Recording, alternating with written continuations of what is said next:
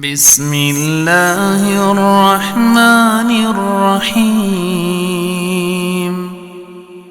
هل أتاك حديث الغاشية؟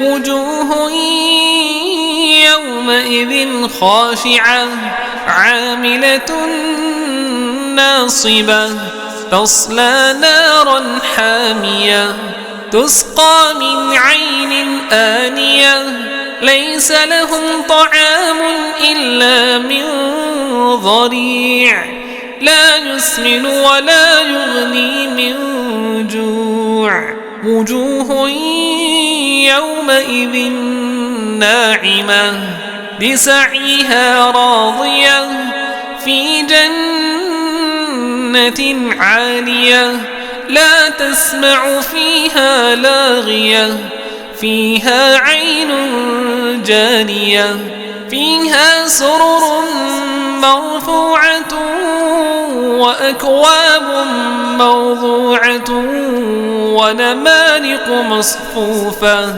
وزرابي مبثوثة أفلا ينظرون إلى الإبل كيف خلقت وإلى السماء